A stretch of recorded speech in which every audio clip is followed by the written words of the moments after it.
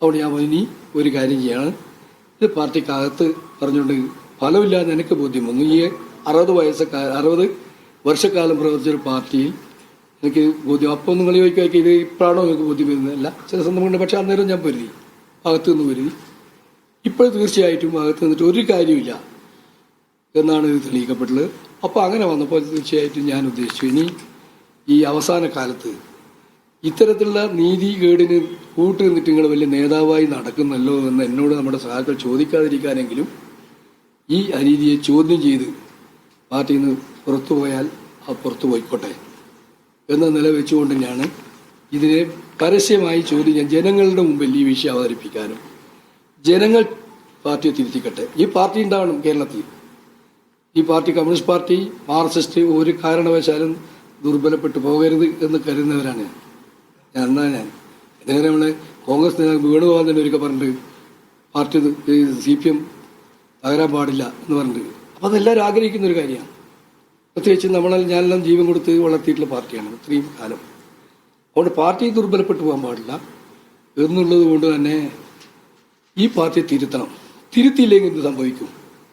ഈ അനീതി അംഗീകരിക്കപ്പെട്ടു കഴിഞ്ഞാൽ കേരളത്തിലെ പാർട്ടി ദുർബലപ്പെടും, തകരും. നിങ്ങൾ നോക്കണം, ഈ പറയുന്ന തളിപ്പം ഇപ്പം നടന്നു എന്ന് പറയുന്ന ഈ അനീതി ചെറിയ കാര്യമല്ല. ഇത് ഒരു തളിപ്പം മാത്രമല്ല, എല്ലാ കാര്യം ഞാനിവിടെ പറയുന്നില്ല.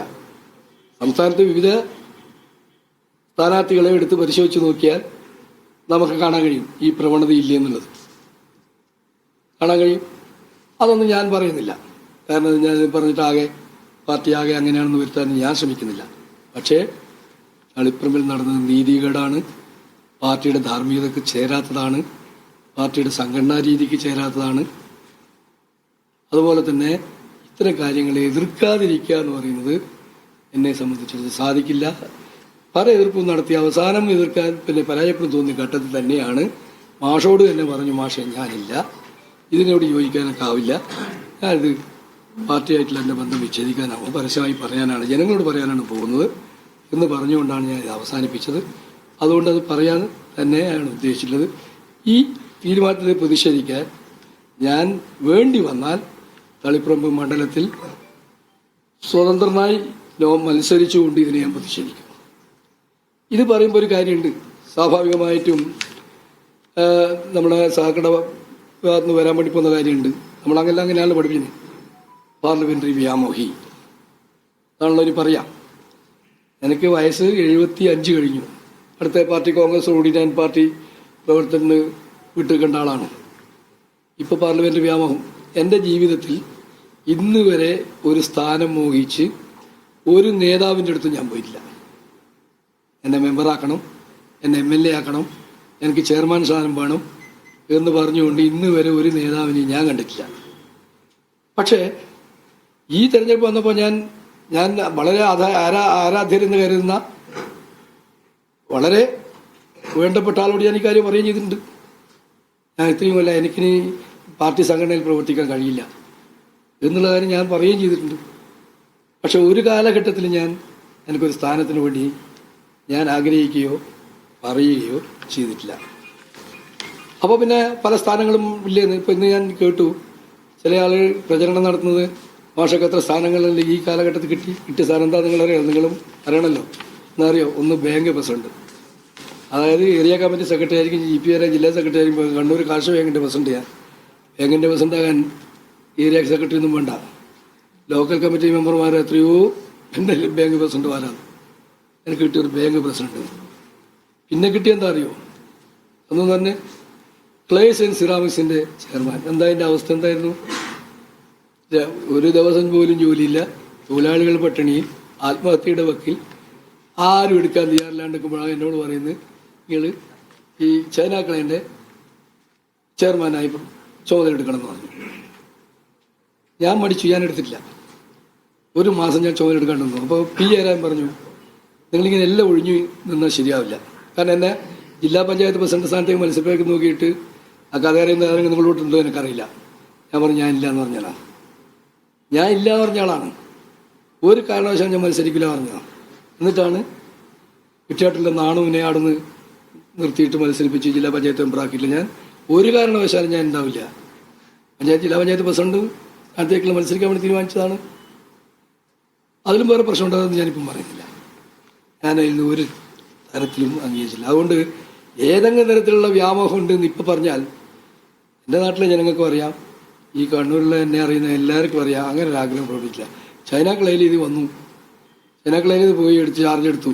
അവസാനം ചേരാൻ പറഞ്ഞപ്പോൾ പിന്നെ ഞാൻ വഴങ്ങി, ചാർജ് എടുത്ത് നോക്കി. ഇന്ന് ചൈന ക്ലേ ഈ കേരളത്തിലെ ഏറ്റവും കൂടുതൽ ലാഭം കൊടുക്കുന്ന ഒരു പൊതുമേഖലാ സ്ഥാപനമായിട്ട് മാറിയിട്ടുണ്ട്.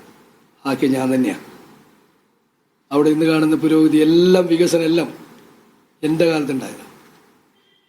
ഞാൻ അന്ന് അവരോട് പറഞ്ഞിട്ടുണ്ട്, എനിക്ക് വളരെ സങ്കടം തോന്നിയിട്ടുണ്ട്. അവരവരോട് പറഞ്ഞു, നിങ്ങളൊരു കാര്യം ചെയ്യും, ഞാനിത് നല്ല നിലയിലാക്കും, എല്ലാവരും ബേജാറുണ്ട്, നിങ്ങൾക്കെല്ലാം തൊഴിലുണ്ടാവും, നമുക്ക് കൂടുതൽ തൊഴിലും കൊടുക്കാൻ കഴിയും, ഒന്നും ബുദ്ധിമുട്ടണ്ട എന്നൊക്കെ പറഞ്ഞ് സമാധാനിപ്പിച്ചു.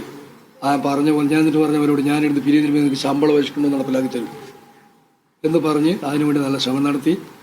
നല്ല സ്ഥാപനം നിങ്ങൾ കണ്ടിട്ടുണ്ടാവും. പെട്രോൾ പമ്പ് മാത്രമല്ല, നിങ്ങൾ IT നോക്കിയിട്ടുണ്ടോ? അവിടുത്തെ IT ഹബ്ബ് നോക്കിയിട്ടുണ്ടോ? അത് ഉണ്ടാക്കിയിട്ട് അതിൻ്റെ ഉദ്ഘാടനത്തിന് ഞാൻ വിജയനെ വിളിക്കാൻ വേണ്ടിപ്പോൾ വിജയൻ പറഞ്ഞു, എന്ത് ചൈനക്കളെ എന്ത് IT എന്നെല്ലാം പറഞ്ഞിട്ട് ഒരു പരിഹാസത്തോടിട്ട് വിട്ടു. അവന് അത് വലിയ സ്ഥാപനമാണ്. അവസാനം IT വകുപ്പിൻ്റെ ആളുമായിട്ട് ശിവശങ്കരനാണ് ആലോചിച്ചപ്പോൾ അത് വലിയ സ്ഥാപനമാണെന്ന് വിജയേട്ടൻ ഉദ്ഘാടനത്തിന് വന്നു, പിണറായി വന്നു ഉദ്ഘാടനത്തിന് വന്നപ്പോൾ അതിന് വലിയ സ്ഥാപനമായിട്ട് കണ്ടു. അവിടെ തന്നെ പ്രസംഗിച്ചു, ഇതൊരു വമ്പ് സ്ഥാപനമാണ്, ഇന്ന് വലിയ സ്ഥാപനമാണ്. കോക്കനട്ട് യൂണിറ്റ് ഇതും പിണറായി തന്നെ ഉദ്ഘാടനം ചെയ്തു. ഇങ്ങനെ അവിടുത്തെ പിന്നെ ഈ ചകരി ഫാക്ടറി തുടങ്ങിയിട്ടുള്ള എല്ലാ കാര്യവും അവിടെ കൊണ്ടുവന്നു. അവിടെ ഏറ്റവും നല്ലൊരു സ്ഥാപനമായിട്ട് മാറി ആ ചൈനക്കളയാണ്. പിന്നീട് അത് കഴിഞ്ഞ് വന്നു, എനിക്ക് തന്നു എന്ന് പറയുന്നുണ്ടല്ലോ, വലിയ സ്ഥാനം തന്നു എന്ന് പറയുന്നത് NVവിൻ്റെ അവസ്ഥ നിങ്ങൾക്ക് എല്ലാവർക്കും അറിയാം. 6 മാസമായി ശമ്പളം കൊടുക്കാൻ കഴിയാത്തത് എൻ്റെ ഒരു കുറവുണ്ടല്ല. അപ്പം ഇത്തരത്തിലുള്ള ചില സ്ഥാപനം പൊളിഞ്ഞു കിടക്കുന്ന സ്ഥാപനത്തിന് തന്നിട്ടുണ്ട്. അതാണ് മാഷക്കും കിട്ടിയിട്ടില്ല സ്ഥാനം എന്നൊക്കെ ചോദിക്കുന്നത്. അതിലും നിനക്ക് പരാതിയില്ല. എനിക്ക് സ്ഥാനം കിട്ടാതെ തന്നെ ഒരിക്കലും ഞാൻ പരാതിപ്പെട്ടിട്ടില്ല, എനിക്ക് പരാതിയുമില്ല. ഇതൊക്കെ കിട്ടിയിട്ടുണ്ട്, അതൊക്കെ കൊണ്ടുവന്ന് തൃപ്തനാണ് ഞാൻ. പക്ഷേ ഈ ഒരു അനീതി കാണുമ്പം എനിക്ക് പ്രതികരിക്കാതിരിക്കാൻ പറ്റില്ല. ഞാനല്ലെങ്കിൽ എൻ്റെ ഭാര്യ, എത്രയോ സഖാക്കളുണ്ട് തളിപ്പറമ്പിൽ, അയാളുടെ ഭാര്യയേക്കാൾ യോഗ്യരായിട്ടുള്ള എത്രയോ സഖാക്കൾ തളിപ്പറമ്പിലുണ്ട് അവിടെ മത്സരിക്കാൻ പറ്റുന്നത്. അതുപോലെ തന്നെ അവിടെ വനിത വേണമെന്നുണ്ടെങ്കിൽ വനിതാ സ്ഥാനം വനിതകൾക്ക് വേണമെങ്കിൽ സെക്രട്ടറി ലൈബ്രറി പോകുന്നില്ല, അങ്ങനെ സുഖം നിൽക്കട്ടെ. ആ പേര് പോയിട്ടില്ലല്ലോ. അത് എന്നിൽ നിന്ന് എൻ്റെ ഭാര്യയിലേക്ക് എന്ന് പറഞ്ഞാൽ അവിടെ ആ നിയന്ത്രണം മുഴുവൻ, ഈ പറയുന്ന കാര്യത്തിന് നിയന്ത്രണം മുഴുവൻ ഞാൻ നേരിട്ട് നടത്തുന്നതിന് പകരം ഈ ഭാര്യയെ മുൻനിർത്തി നടത്താന്നുള്ളതിൽ എൻ്റെ അർത്ഥം. അല്ലെങ്കിൽ വനിത വേണമെങ്കിൽ എത്രയോ യോഗ്യതയില്ലേ സുകന്യ, നിങ്ങൾക്കെല്ലാവരും അറിയുന്ന രണ്ടാളെയും. അപ്പോൾ അതുകൊണ്ട് ഇത്തരത്തിലുള്ള പ്രവണത അവസാനിപ്പിക്കണം. അതിനെതിരെ ഏതറ്റം വരെ പോകേണ്ടി വന്നാലും ഞാൻ പോകും എന്ന് എൻ്റെ പാർട്ടിയിൽ ഞാൻ പറഞ്ഞിട്ടുണ്ട്. എന്നെ വിളിച്ച് കാര്യങ്ങൾ സംസാരിക്കാൻ നോക്കിയിട്ടുള്ള എൻ്റെ സഖാക്കൾ നേതാക്കന്മാരോട് ഞാൻ പറഞ്ഞിട്ടുണ്ട്. ഇപ്പം ജനങ്ങളോടും പറയുന്നു, ഈ പ്രവണത അവസാനിച്ച് നമ്മുടെ പാർട്ടിയെ ശക്തിപ്പെടുത്താൻ കഴിയണമെങ്കിൽ ഈ പ്രവണത അവസാനിപ്പിക്കാൻ കഴിയണം. അതിന് ഏതറ്റം വരെയും പോകണം. ഞാൻ ഒരു കമ്മ്യൂണിസ്റ്റുകാരനായി തന്നെയാണ് ഇതിൻ്റെ പോരാട്ടം ഇനിയും തുടരുക. അതിന് ഈ രീതിയിൽ സ്വീകരിക്കുന്നതാണ് എൻ്റെ അഭിപ്രായം.